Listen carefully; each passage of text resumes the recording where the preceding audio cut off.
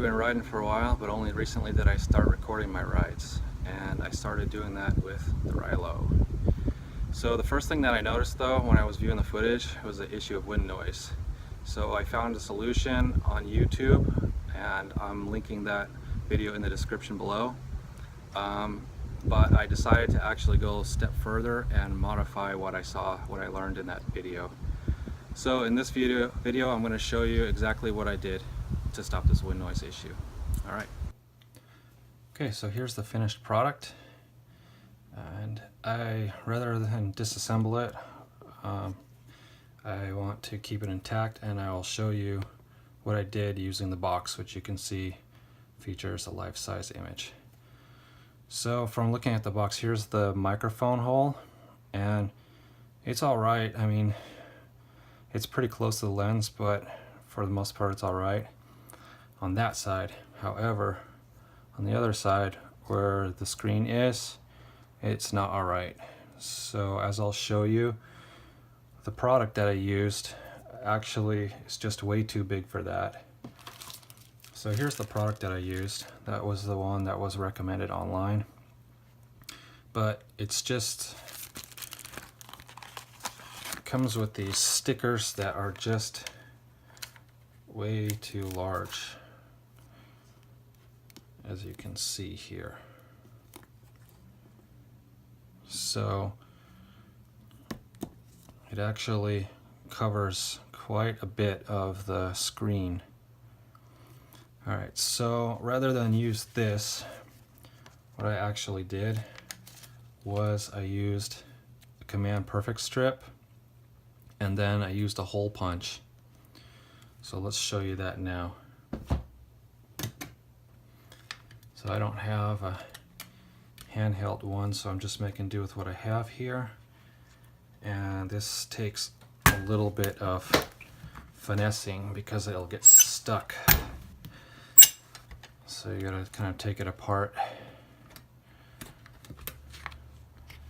and push the plunger back and try to get this thing out in one piece.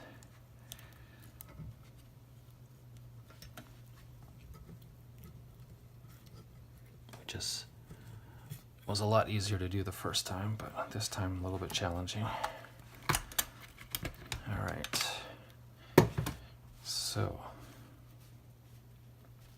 So here's the hole,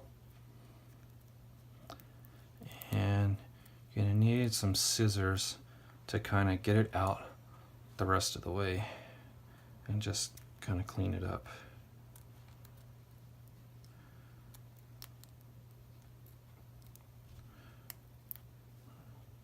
Cool. So just like that. So you can see right away that the hole is quite a bit smaller, and it ends up working out really well.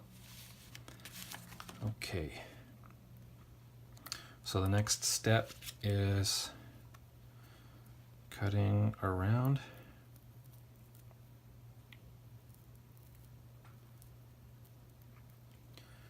And it really does not have to be perfect, just as long as you're able to make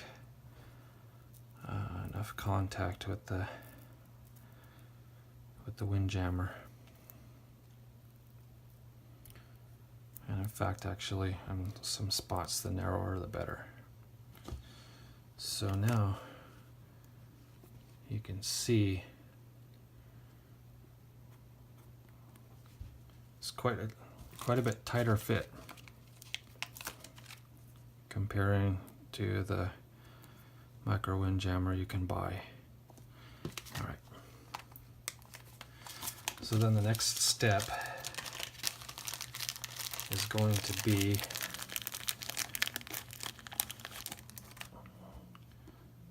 just take one side off here,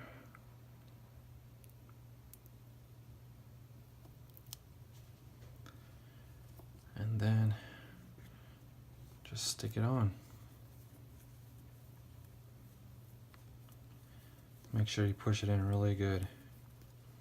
Alright, and then you go back and then you cut around.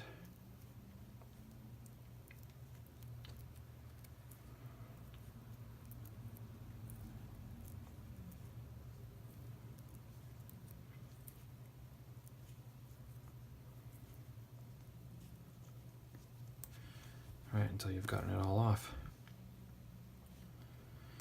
Alright, so now you got most of what you want here. It's going to go like that, but of course it's going to be way too long, right? You're going to end up with whiskers in your view. So the next thing you do is you just cut them all off.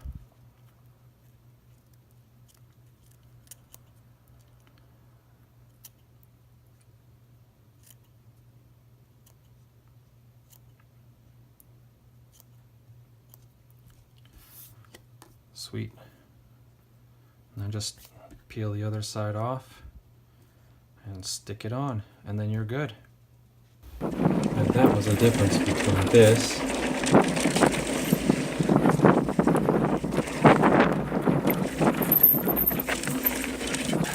and this.